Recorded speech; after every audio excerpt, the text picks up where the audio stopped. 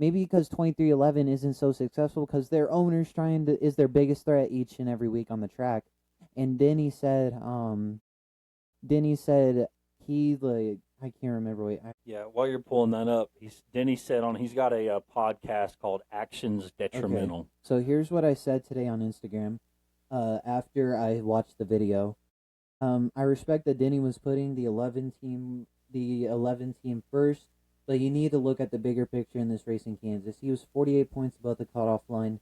He was fine. He would still make it to the round of eight with how he does historically at the Roval. He would have done fine with a second place finish and he would have gone a Toyota into the round of eight, being his own car, his own 2311 car of Bubba Wallace, and then Chase Elliott would still be fighting for a playoff spot.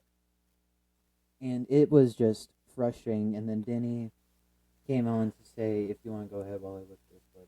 Yeah, Denny led like 160 plus laps or something like that. I think he swept both stages.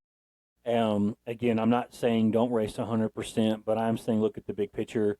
The 23 is faster than you.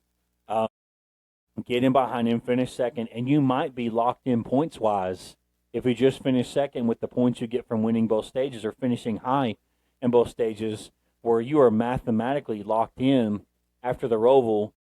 You get Bubba through, who's your driver. You own 2311 with the great Michael Jordan, but instead you race him. And again, if Denny ever listens to this, I'll be shocked. But Denny has a habit of, if he's trying to race you and he's under you, he's going to move you up the track. And if Denny passes you, when he thinks he's clear, he's going to come across your nose to the point where you either hit him or you have to lift.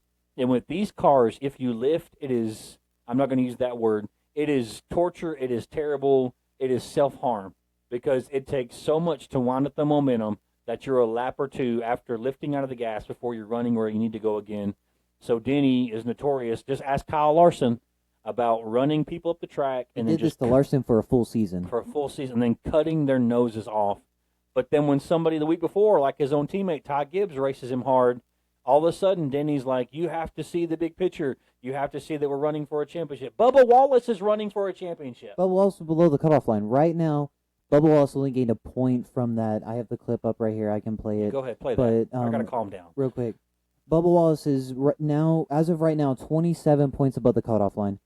And I'm sure Denny knows, for being Bubba's owner for 4 years now, he knows Bubba doesn't run too well at road courses. Like I said a couple weeks ago, Bubba is always on the sim when it comes to a road course. He's not good historically at road courses. So right there, Denny Hamlin just ended his own team, 2311's team, chance at a shot to make it to the next round into the championship award. Because Tyler Reddick, he's also in a must-win situation. I think he can win the Roval if he does well enough.